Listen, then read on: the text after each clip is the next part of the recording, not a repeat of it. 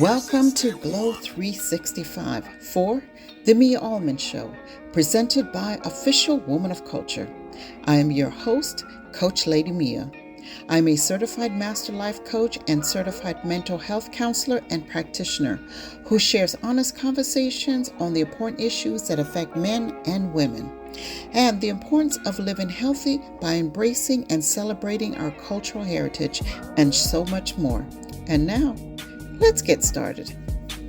Welcome to the Mia Allman Show, presented by Official Woman of Culture 365, right here on Caribbean Rhythms Radio Network. I'm your host, Coach Lady Mia. Thank you all for tuning in. And don't forget, you can also watch us on YouTube at Glow 365 TV shows and subscribe for all our upcoming shows. Now, October is Breast Cancer Awareness Month, which is a disease that affects millions of women worldwide. And it can be challenging experience both physically and mentally. While there's a lot of information available on the physical aspects of breast cancer, the mental impact is often overlooked. In this show, we will explore the connection between breast cancer and mental health and provide some tips on how to cope with the emotional challenges that come with breast cancer diagnosis and being a survivor. But before we get into the specifics of this evening's show, let's take a quick break. And when we return, I'll introduce my guest who will share her expertise and understanding the impact of breast cancer and It's time again for the Jamaican American Association of Central Florida's annual Thanksgiving Drive.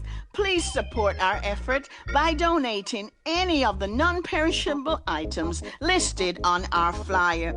Those donations may be delivered to Silver Star Christian Church, 7510 Silver Star Road, Orlando, Florida, on Sundays, 12:30 till 2 p.m. Or call 407-486-5001 or 407-292-3719, and one of our members will arrange to collect those items from you. The drop-off cutoff is November 12th, 2023. You may give cash donations at jaaocf.com. So thank you so much in advance for doing your part this year to help a family in need for Thanksgiving. Welcome back to the Mia Allman Show right here on Caribbean Rhythms Radio Network. My guest today is no stranger to Glow, Dr. Maxine Ruddock, as we know her as Dr. Max. She's a clinical psychologist, life coach, founders of Sisters of the Spirit, the host of Her Story, Her Journey podcast, and Glow's mental health advisor. Dr. Max, welcome back to Glow on the Mia Allman Show, and thank you for taking time out of your busy schedule to be with us today. You're welcome. You're welcome. Thank you for having me. It's always a privilege, Mia. I think you do such good work. And so, with your focus and passion for working with women, it's always a pleasure for me to join you in uplifting women all around the world. Thank you so much, Dr. Max. And of course, we're always happy to have you here because you share so much great information when it comes to mental health. I was thinking, going back 23 years ago, being diagnosed with breast cancer, I know how it affects our mental health and overall wellness. I mean, just receiving the diagnosis can be overwhelming, along with the treatment, the process that, becomes physically and emotionally draining. Dr. Max, we know it's not uncommon for women with breast cancer to experience anxiety, depression, and other mental challenges. Can you talk a little bit more on the mental challenges women face during and after breast cancer, the range of emotion, the sense of loss, and sometimes 6 months to a year later of delayed emotional impact? Well, the thing about it is there's such a variety that just remember that the challenges can vary from person to person, but one of the main emotions that tends to show up is fear. Mhm. So fear of what does this mean for me that, even with the idea of here I've been diagnosed with breast cancer, what is the treatment going to do for me? How is my quality of life going to be? Will I even survive this? So that's one of the big things that tends to show up in the beginning and even after treatment is just a fear of the possibilities that can happen as a result of the the diagnosis of cancer. That there's fear of, will my partner, my husband, will my spouse, whom, what will be the impact on them? What about for my children, whether they're older or younger? So fear is one of the prevailing emotions that tends to show up at the beginning, in the middle, middle, at the end. It just can be an unwelcome partner at times.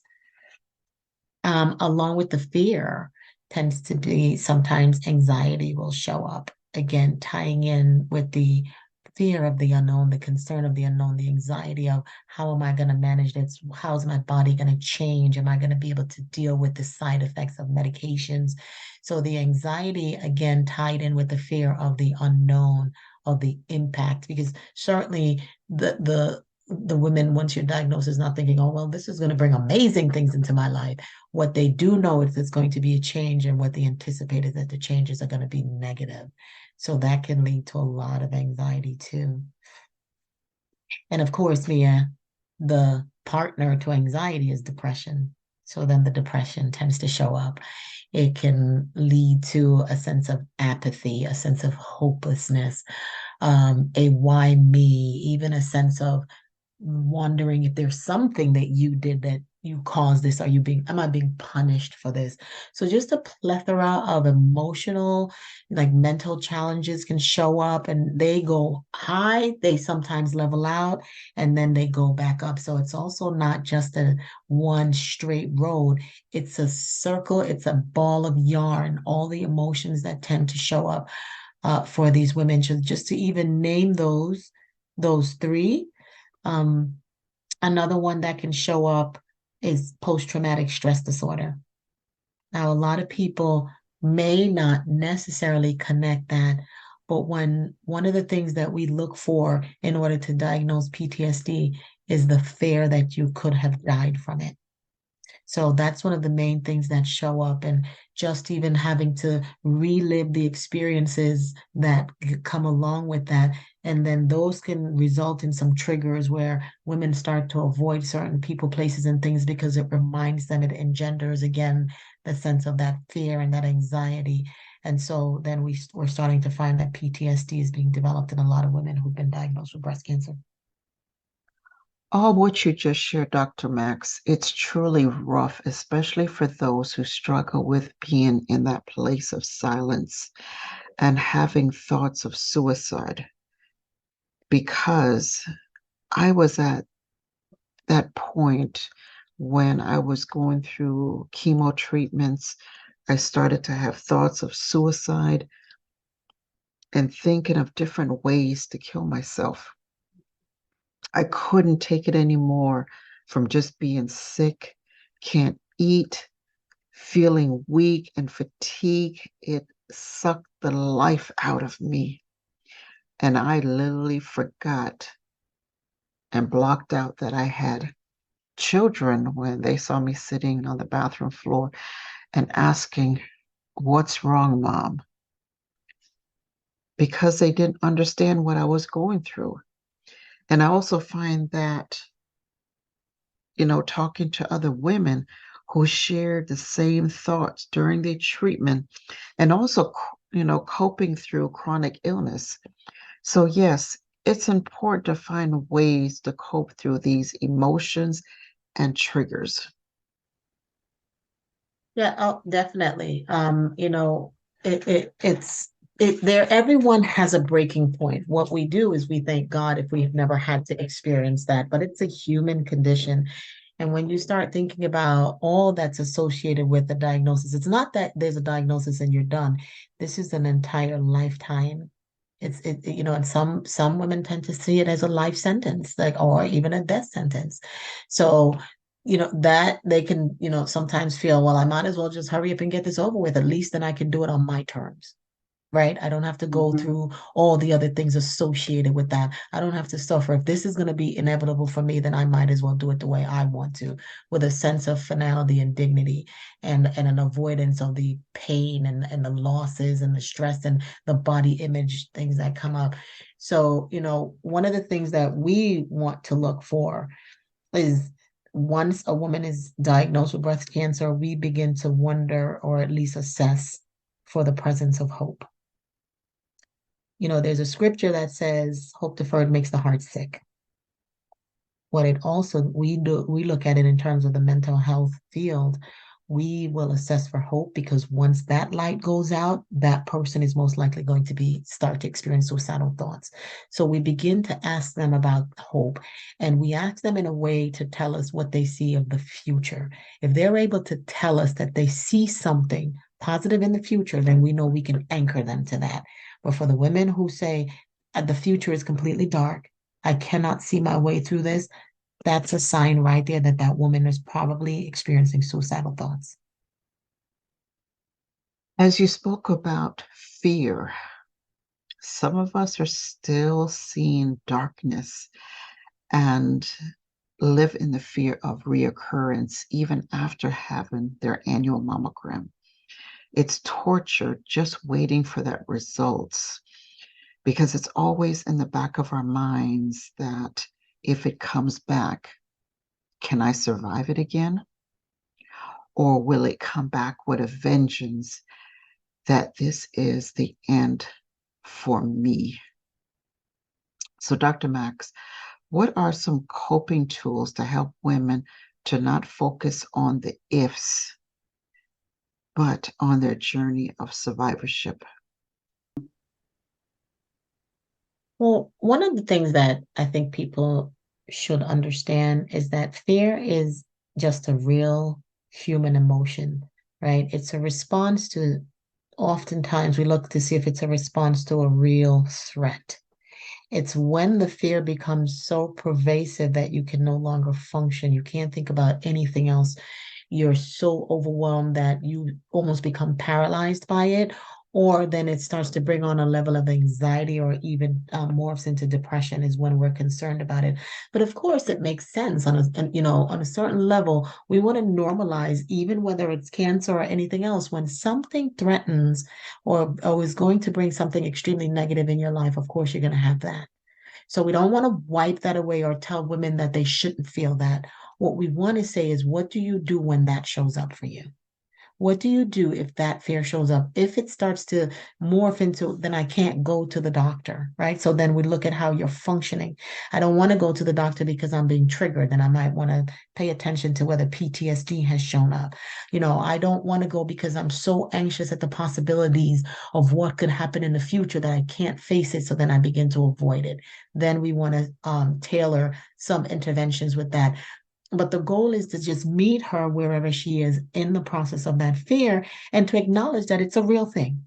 It is real. So you don't want to talk her out of it. You don't want to say to her, you shouldn't be feeling that way. What you want to say is, in the presence of that, let's talk about it. Because oftentimes, what fear is, it makes what you're concerned about bigger. And so it often also has some irrational thoughts. So then you help her. You help her to divide between the rational and the irrational. You help her to manage the irrational. And for the rational thoughts, you help her to plan. So if it's, I'm scared to go, let's get a friend to go with you, or a trusted partner. Let's pray about it. I'm scared because I don't know if I'm going to survive this. Okay, let's talk about that, because that's irrational, because we all don't know if we're going to survive something. But let's look at the things that you can do in terms of changing your diet, following through your doctor, all of those things that you can actually take some control. So again, in approaching this, you don't want to approach it and tell her not to be afraid. What you want to do is give her a space to discuss all the aspects of fear, and then you help her to either plan or to be able to get through the other mental piece. Even if it's a matter of, let's go get you some medication so we can stop all of that cortisol from coming in your body, from all of that, the anxiety, the lack of sleep, which then puts you into an awful kind of loop. So again, it just depends on what she's dealing with, that you make a plan to help her to manage that fear. Yes, that is so important for us to get to the root of the problem and especially understand what the cause of fear was to be able to cope and also to recognize when those triggers arise so that we can continue to maintain our mental wellness. Right, right. And again, like I say, to tell her, not to be afraid, that's an irrational thing, Mm-hmm. right? But to teach her to understand the differences between the irrational fear and the rational fear is the starting point of power for her. Because with the irrational fear, you help her to talk through it in a logical manner. And sometimes if that doesn't help, then you may want to start thinking about medications and professional help. And then for the rational fears, you help her to develop a plan to manage those, because lots of those are rooted in reality. And if it's rooted in reality, then there is a plan for it. Dr. Max, what are some of the signs loved ones should be looking for if a woman is experiencing mental challenges like suicidal thoughts or wanting to harm themselves? One of the first things I would say is begin to look to see if the woman is beginning to isolate a lot. She's beginning to avoid social with interactions. She's starting to withdraw from relationships. That's a possible sign that she's feeling disconnected. Relationships and interconnected relationships is one of the most powerful protectors against suicidality. So if you begin to see that woman beginning to isolate, know that that's the beginning of a possible danger zone. If you begin to see things like neglecting personal hygiene, whether it is through lack of energy because the chemo or just the treatment in and of itself is tiring. But what you'll also notice is if beyond that, if given the opportunity to do that, they just have absolutely no interest in that, then you also want to pay attention, because that's what we would start to think about in terms of apathy, when we're recognizing that they're neglecting those pieces, they're not necessarily eating. If you notice that things that they are previously enjoyed, and we want to also make a demarcation with that, because you want to make sure that she's not engaging because she's tired. But if it is not due to fatigue, but she really just has no emotional investment in something that she really, really used to love before, that again is tied into the withdrawal from things that they like and the social isolation. That's another warning sign. Difficulty with sleeping. And again, want to pay attention to the fact that the treatment for breast cancer can induce that. So you want to know, you don't want to pathologize what is a normal reaction to treatment. But if that person is not sleeping and they're going to the doctor and they're no matter what's being given to them, they're not sleeping, and you notice that with that, the mood is also changing, those are signs you want to look for. Definitely talk to them. Right. A lot of people tend to think, I dare not bring it up, right? But this is the elephant in the room. You're not talking about it, doesn't mean it's not in her head. And most likely it's in there and it keeps showing up at times, and she's trying to suppress it. She's trying to avoid it, but it keeps coming back. And what a relief for someone else to open the door and say, it's okay. Let's put some light on this. Let's talk about it, and give her permission to talk about the deepest, darkest things that are showing up, and then give her room to say, I'm going to walk with you. I'm going to come with you. I'm going to be here. If you need me in the middle of the night, let's create a support system around you, but take away some of the fear and the taboo associated with some of those thoughts. Because when those thoughts first come, they tend to be very scary. when a woman, it will tell you, and not just our budgets, when people will tell you in the beginning, when that first thought pops in their mind of I should just do this, or maybe I should do that, it's a scary thought for them. Mm-hmm. Now imagine someone giving them room to say, let's talk about that scary thought. Let's see what we can do. You're not alone. Knowing that you have support, feel loved, and just someone there to listen and not be judgmental. Sometimes it was hard for me to express my emotions verbally because it was so painful. And journaling gave me that space to get everything out that I was feeling so that my therapist had a better understanding, to put a plan in place to get all the anger, my fear of dying, and the reoccurrence of cancer, and also fear of not wanting to live. Yeah, just to give you that space, because, one of the things that relatives will say to me is, I'm afraid to talk to them about it. I don't want to bring it up. And I say, they're more afraid than you because it is here. Mm-hmm. And some are scared that, they will end up judging them. Right. Or even Baker acting them. So they don't say much. Right. Right. So they sometimes they're afraid, you're right, of the judgment that people might think, oh, well, you're weak, or what are you doing, or what are you thinking? Are you sure you have enough faith? Are you Christian, right? If that's the case, don't you have the balance? Don't you have things to live for? So they worry about that judgment, but then they also worry about the repercussions of saying it. Are you going to then put me in the hospital? Are you going to Baker act me? Will I have to go through that process? And so again, like I said, giving them the safe space, because even if hospitalization is necessary, if you open up the door, because once someone trusts you and they know that you're going to be there and you're not going to abandon them, it is such a relief to be able to take that burden off and say, so I'm not alone. I don't have to do this on my own. And even for a moment when I feel like I need to sit, lay, or kneel, you're going to be by my side. It is a powerful, powerful help to be able to offer that to a woman. Yeah, we have enough going through the treatments alone and wondering if, will I survive? Just having that person to give you a hug and say, we are going to get through it. What do you need? And help them take their mind off the worrying, because our brain, our mind can steer us in such a dark place of no return. Right. Yeah. Right.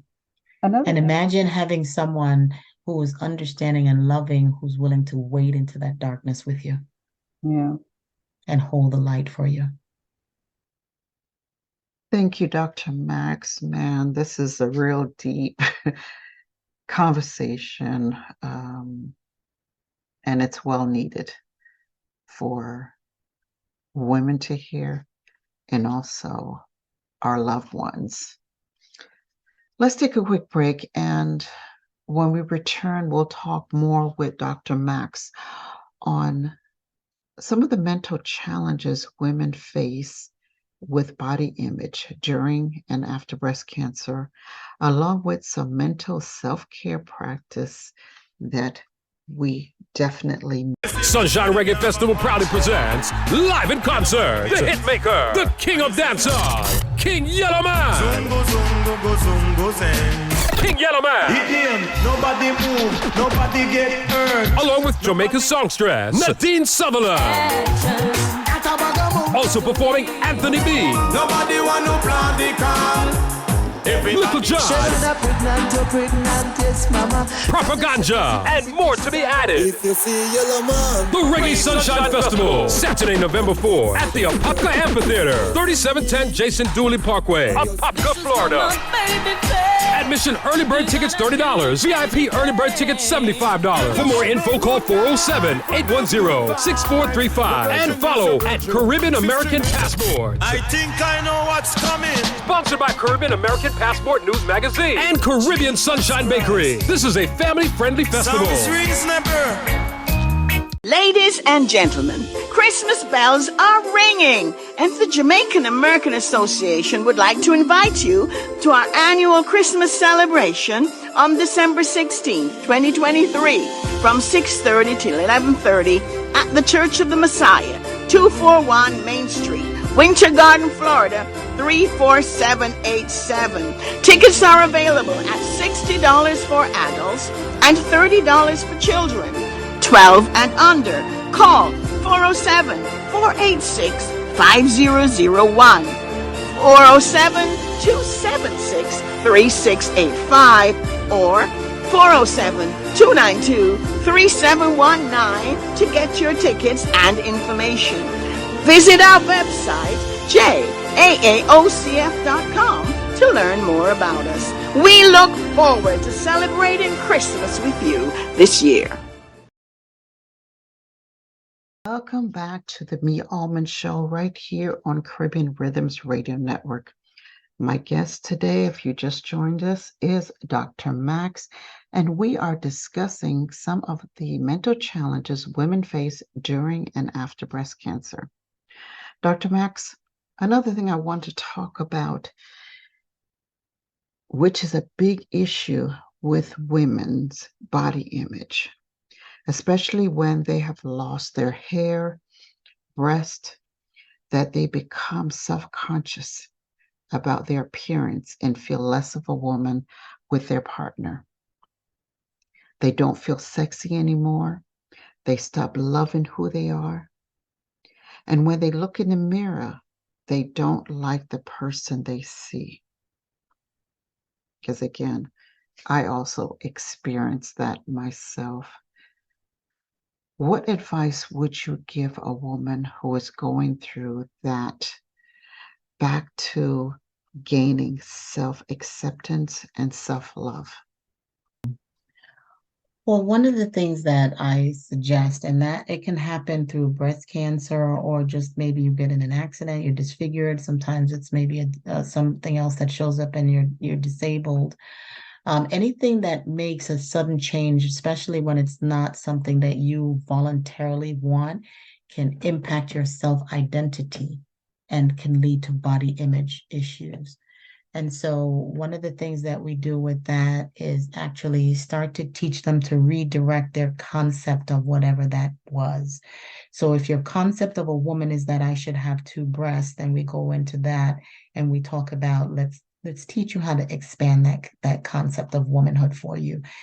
Is being a woman the only thing is that of your breast? And then you go in with the thoughts, because that body image and that process, it's an irrational thought.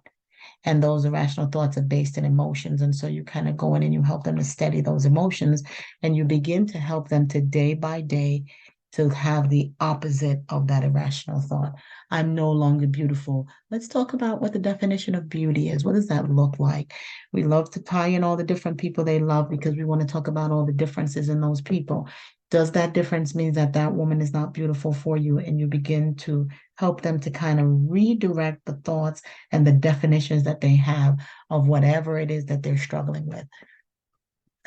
Time is also one of the things that's going to be helpful, because one must become adjusted to the change. And so when you get up, as time goes by, the first thing, oftentimes it's a shock when you look in the mirror and you see that sudden change. And it's like, how do I reconcile that change with who I say I was?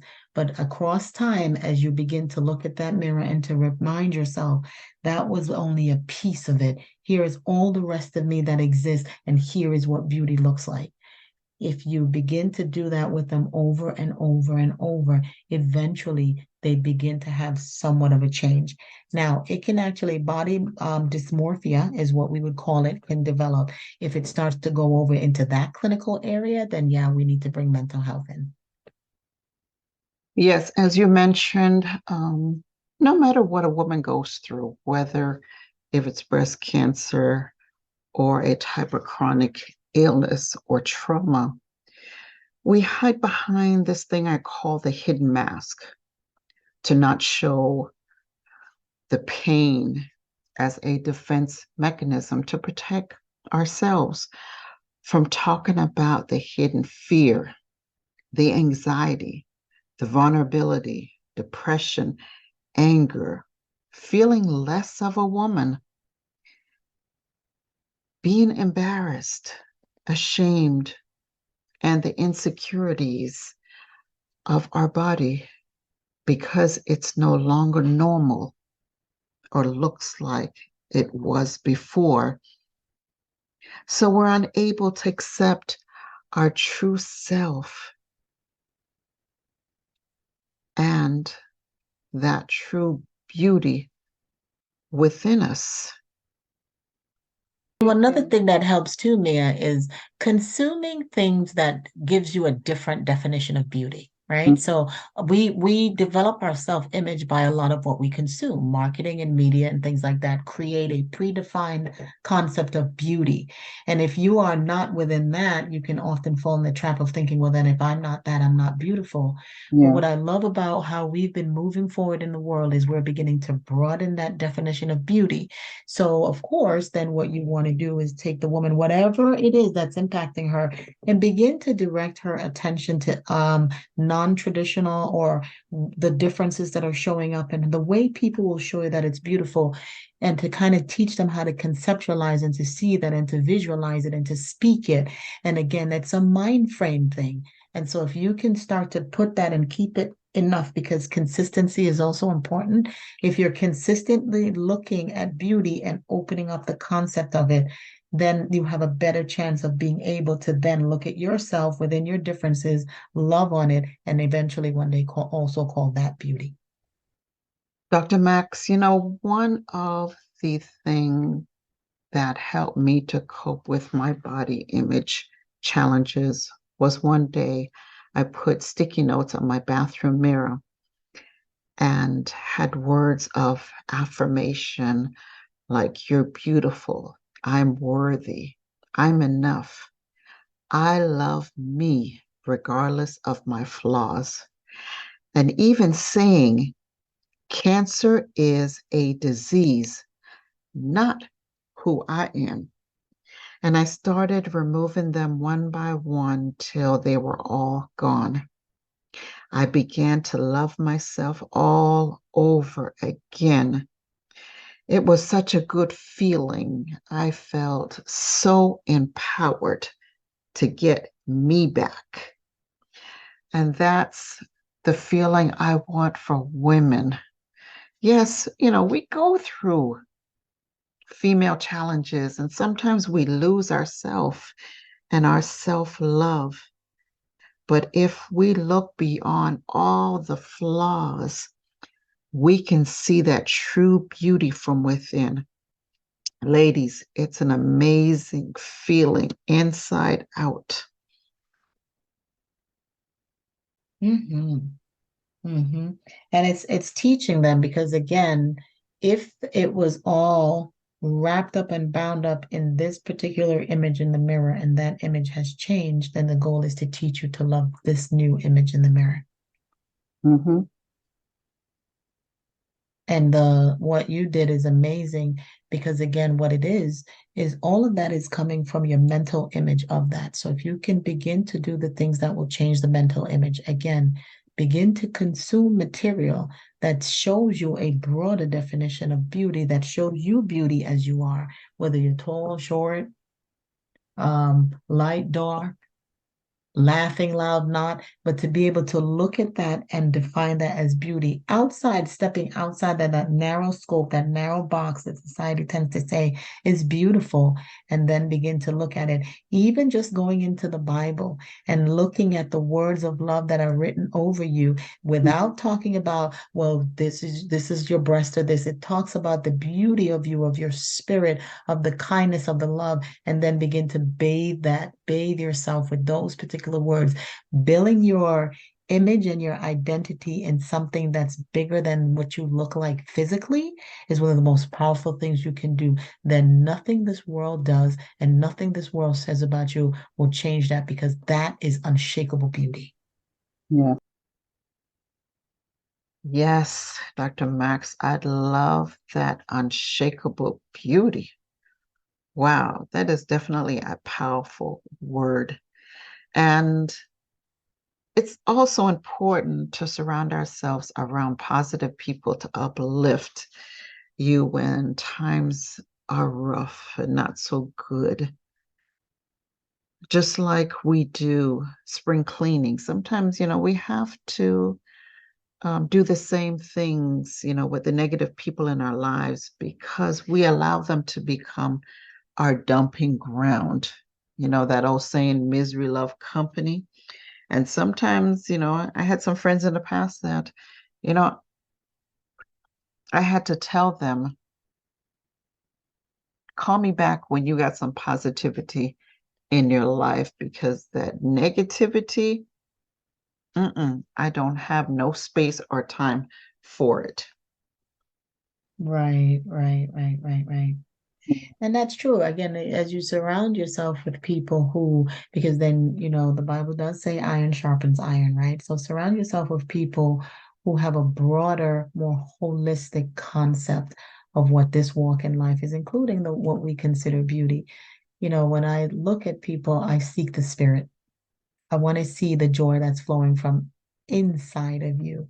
And then that's for me, that's what's beautiful. Then I begin to look at anything exterior because I like a good woman that's really well heeled and well dressed. Yes, that's great. But one without the other, you can be physically well dressed and well heeled, and if the inside is not spiritually beautiful, that's not necessarily attractive.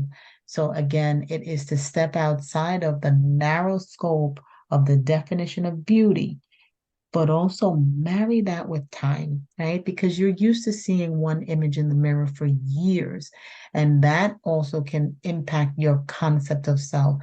So use this as the time where you actually redefine what it means to be you. What does it mean for me to show up every day? And is this strength not beauty? What does it mean for me to actually reach out to another person and try to make their life better? Is that not in itself beauty? So again, just overall, begin to work on redefining that concept of beauty. Thank you, Dr. Max, for sharing that. Another part of loving ourselves is maintaining self-care, taking care of self. What are some of the things we can do to stay consistent with our self-care regimens to maintain mental wellness? And one of the things that and of course, I'm glad you asked this because, of course, this is one of the platforms upon which I stand, which is teaching women how to be consistent in their self-care and wellness. One of the things I always say I start with is begin to tell yourself every day, I am worth it. I'm worth it. I deserve this. I'm worth it, right? Because again, it all begins in the mind. And so if you don't have that belief, if you don't already believe that, what you believe is going to impact what you do. And so if deep down in your unconscious, you don't believe that you are worthy of this, you don't think that you are deserving of this, even if it's given to you, you're going to feel guilty because you don't believe you deserve it. So I start by getting an idea of what the woman really believes about herself in terms of who are you and whose are you. So, again, as I alluded to earlier, in terms of there is an earthly definition of you, but is there another definition that's bigger than that? Because remember, as times change, that definition changes. If you move to another culture, that definition changes. Do you have a self-definition that transcends culture, race, creed? Because if you don't, wherever you go, if that changes, it's going to change what you think. So we start out by helping them to understand that there is an inherent value that's been placed on them by a creator that sings over them and counts every hair on their head. And if once they can understand and believe that, then nothing is too good for them, including taking time to sleep, taking time to eat well, taking the time to have some joy in your day, taking time to take care of yourself because now you understand that you are valuable and nothing changes that. No illness, no relationship, no word spoken against you, no weapons formed against you. Nothing changes that if you can anchor yourself in your divine value. So I always start there. Yes, I think a lot of times we don't give ourselves permission to love ourselves, take care of us first, because we don't feel worthy. We even struggle to commit to our self-care daily and get caught up in taking care of other people, family, friends, and we forget about self and not realizing that it affects us in the long run. Yeah. You see, we can put all of those there, but to me, that's a band-aid. If the root, if you strengthen the root, and if the root is a full belief and understanding of your value, then the fruit is the time you will take for yourself. The fruit will be, I'm going to eat well because I am valuable, I'm deserving. So when you think about that, when you think about the people you value, and I love to tie women back to their children because, boy, that's where the mama bear comes out. Yep. And when you begin to tell them about, well, what is it okay for them to not eat? What are you talking about? Why? Because of the value you have placed on them. It is unthinkable that they not have those things. So what I say to the women is, when you can transfer that value to you, you won't have to fuss about self-care. That's your fruit. Dr. Max, do you think some factors may be being told you're not worthy or not shown the affection of love from, our parents that now kind of affects us, that we feel that insecure or don't see that self-love within us, or that we deserve to be loved? Absolutely. It's multi-factored, right? So some of it can be that you've had childhood-based experiences that have kind of, some of it is cultural in nature. You're not supposed to be resting. It could be even just your culture of your kind of small micro culture, and the macro culture will also tell you the same.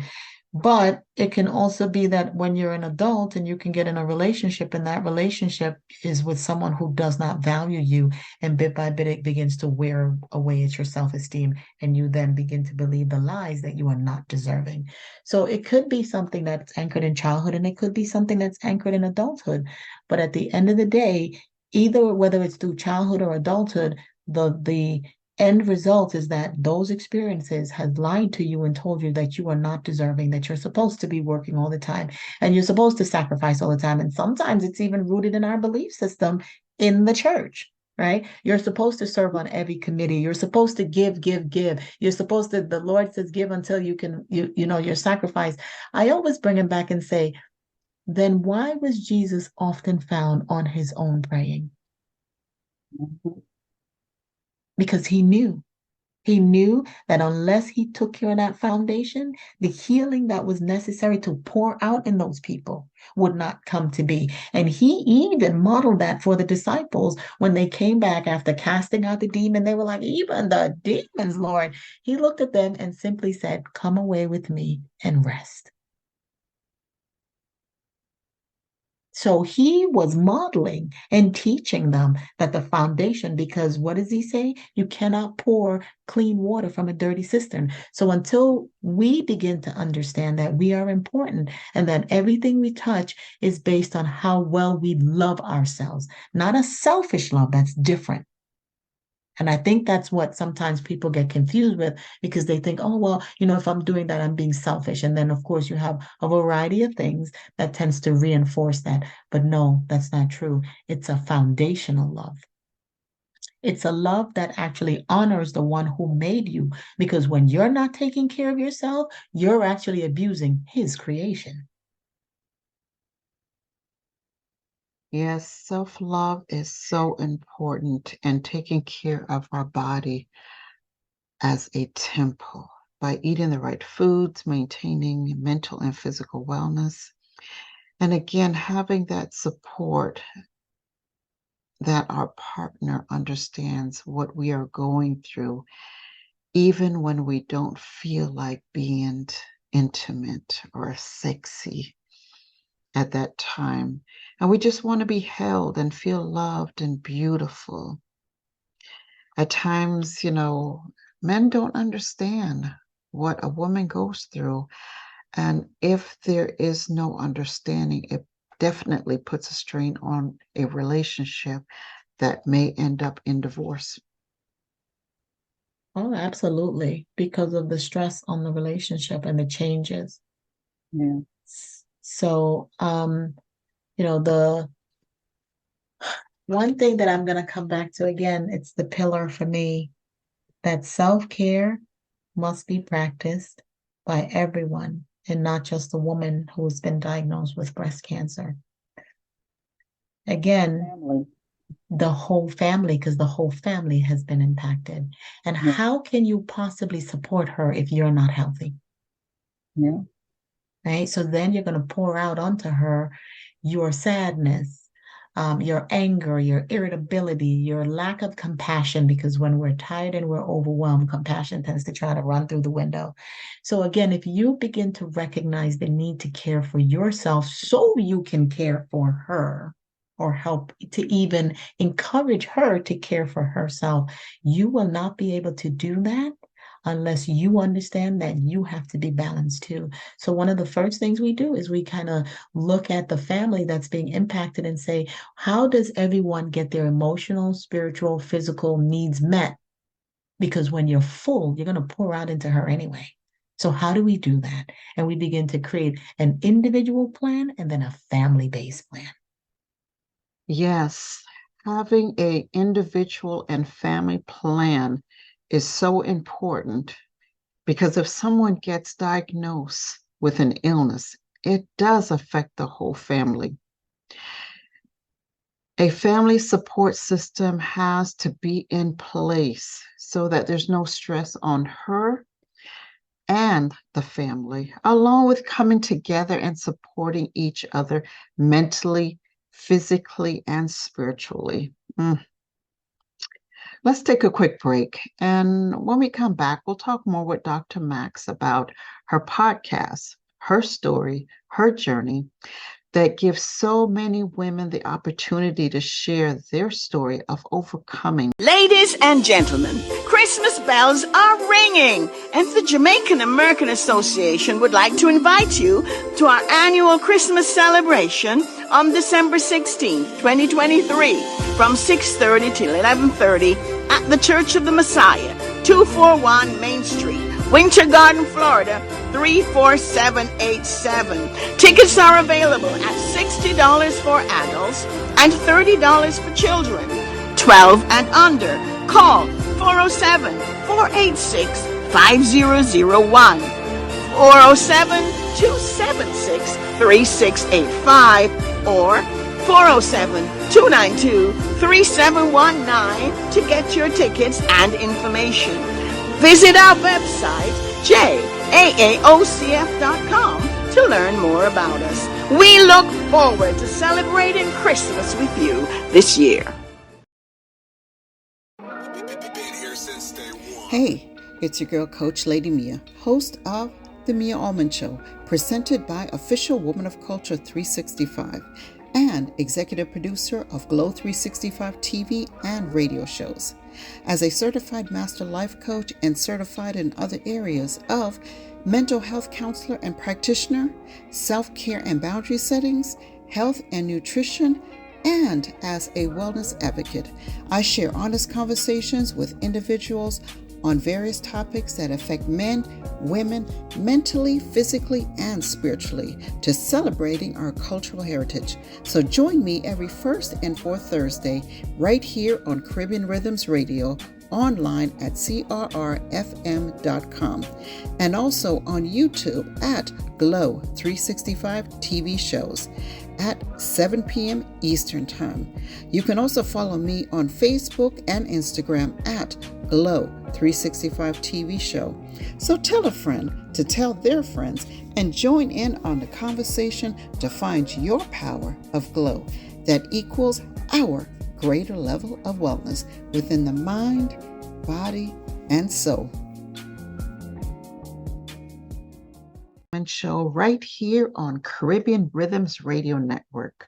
If you just joined us, again, my guest is Dr. Max, and we are discussing some of the mental challenges women face during and after breast cancer.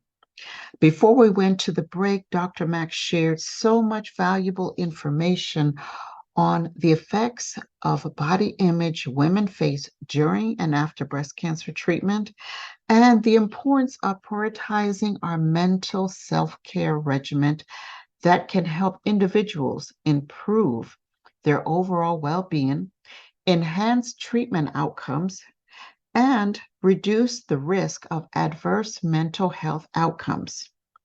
Last year in May, my Glow team had the opportunity of sharing some of our mental challenges we faced with having thoughts, going to the edge and back, to attempting suicide several times, and to raise awareness on mental health. And Dr. Max was one of our panel guests on Glow to share her expertise on mental health. On behalf of my Glow team, thank you again, Dr. Max. And I love the fact that you are always open to educating us, especially on how to maintain mental wellness. So, please share with our listeners about your podcast, Her Story, Her Journey. Oh, absolutely, absolutely. I mean, I have to say that it's my privilege also. I literally learn so much when I sit in the presence of these amazing, amazing, amazing women. And, it's just a reminder to me of how God will show up and show out if you will give him those pieces and let him build it back together. But man, the stories that these women tell and their willingness to pay it forward and to say, here is where I was feeling weak, inadequate, overwhelmed, unable to take the next step, but then this is how light showed up for me, and these are some of the steps. So, we do talk about the spiritual aspect of it, but then we do want to give you tangible steps and ideas and tips and strategies to be able to navigate some of the challenges we go through. Particularly, for me, my platform also tends to focus on women entrepreneurs, maybe because of the compassion is easier, it flows out of me easier because that's me. So not only do I have the training as a clinical psychologist to manage it, but also just my own experiences of walking that pathway and doing it successfully, not without struggles, that's not what I'm saying, but doing it successfully. So, I want other women, if I can reach back and teach a woman, and if I can look forward and another woman teaches me, that's the chain that I build in this process. So I invite anyone to listen to Her Story, Her Journey. And maybe there's one story that will be the one that tells you and reminds you that you too can do it. Thank you, Dr. Max. Any final words you would like to share with our listeners? And also, how can they get in contact with you if a young lady would love to be a guest on your podcast, Her Story, Her Journey? Well, the easiest way to get in touch with me is by either emailing me at drmaxineruddock.com or calling me at 352-508-7594, even if I don't pick up at that moment, because I might be sitting in front of an amazing woman, helping her to kind of work out the pathway to her divine design. But I will certainly return your call. The last words from me are this: always remember that you are loved. Life can knock you off the pathway and will tell you lies that this is happening because you're unworthy, you're undeserving, you're isolated, you're unloved. It can tell you all those lies, but it's not true. The word says, in this world, you will have trouble. And so that's all of us.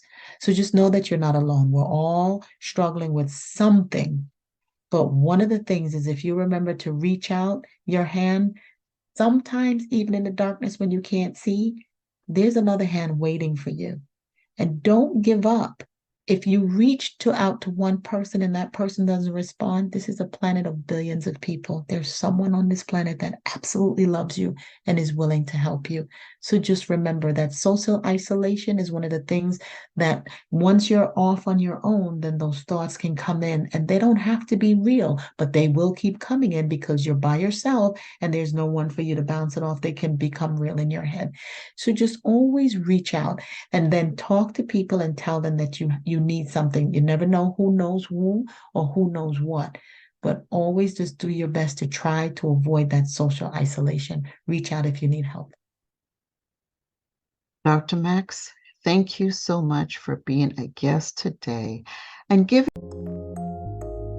Dis-ease is the cure if the symptoms are consciously managed, as in soul therapy, which uses dis-ease as medicine. It exposes the root causes of the conditions, whether they be physical, in relationships, or in society. Soul therapy is complementary to all other modalities of healing or remediation because it accelerates cure, reduces suffering, and attracts the wisdom and energy to help prevent, treat, or recover from dis-ease. It's time again for the Jamaican American Association of Central Florida's annual Thanksgiving Drive. Please support our effort by donating any of the non-perishable items listed on our flyer. Those donations may be delivered to Silver Star Christian Church, 7510 Silver Star Road, Orlando, Florida, on Sundays, 12:30 till 2 p.m. Or call 407-486-5001 or 407-292-3719, and one of our members will arrange to collect those items from you. The drop-off cutoff is November 12th, 2023. You may give cash donations at jaaocf.com. So thank you so much in advance for doing your part this year to help a family in need for Thanksgiving. Dr. Max, thank you so much for being a guest today and giving us a better understanding on how mental health affects women during and after breast cancer. Having that support system in place for both her and the family, and the importance of maintaining mental wellness daily. And I would like to also thank you, my listeners, for continuing to support the Glow Shows right here on Caribbean Rhythms Radio Network. Please don't forget to join the conversation next Thursday, October the 26th at 7 p.m. Eastern Time for Sisters of Faith show with evangelist Coach Lady Q as she continues the conversation on breast cancer awareness. Until next time, stay safe, well, and continue to find your power of glow within the mind, body, and soul. Sunshine Reggae Festival proudly presents live in concert the hitmaker, the king of dancehall, King Yellowman. Zungo, zungo, go, zungo, zen. King Yellowman. Hit him, nobody move, nobody get hurt. Along with Jamaica songstress Nadine Sutherland. Also performing Anthony B. Nobody want no plan the call. Little John, Propaganda, and more to be added. If you see Yellow Man, The Reggae Sunshine Festival, Saturday, November 4th, at the Apopka Amphitheater, 3710 Jason Dooley Parkway, Apopka, Florida. Admission early bird tickets $30, VIP early bird tickets $75. For more info, call 407-810-6435 and follow at Caribbean American Passport. I think I know what's coming. Sponsored by Caribbean American Passport News Magazine and Caribbean Sunshine Bakery. This is a family-friendly festival. Glow 365 TV presents Sisters of Faith, hosted by Coach Lady Q, founder of Sisters of Faith in Pink and Pearls. Lady Q is an evangelist, certified life and relationship coach with a bachelor's in pastoral care. Lady Q will be streaming on how important it is to take care of your spiritual wellness, how to release your baggage while finding God's purpose in life, and the vital skills to build stronger relationships with a solid foundation, and much, much more. Now join Lady Q every third Tuesday as we stream on YouTube at Glow 365 TV shows at 7 p.m. Eastern Time, and every third Thursday at 7 p.m. Eastern Time on CRRFM.com as we talk about the mind, body, and soul. A conversation you do not want to miss, and one you will definitely want to share. Hey, this is your girl Sophie G, your real sister from the Sophie G Show, and I am giving a shout out to KUO Magazine. They're dedicated to promoting a greater level of wellness in all of us. Yes, they bring out that glow. Caribbean Under One magazine features different cultures and personalities of both men and women from within our own communities, sharing biographies and their personal stories and challenges, even their secrets as to how they overcame the toughest obstacles they faced, with the hope of inspiring others. Caribbean Under One magazine gives back, and they acknowledge by honoring the Ribbon of Survivors 365 by bringing awareness to those who have overcome and struggled with chronic illnesses and conditions. They inspire. KUO encourages and reminds us all of the true importance of having that glow in all our lives, a greater level of wellness. This is your girl Sophie G, your real sister, who promises to always keep it real. For me not lie, I'm not try. And I say, get your subscription today. Just log on, tell your friends, tell your family to join in and become a member, to subscribe to KUOmagazine.com today.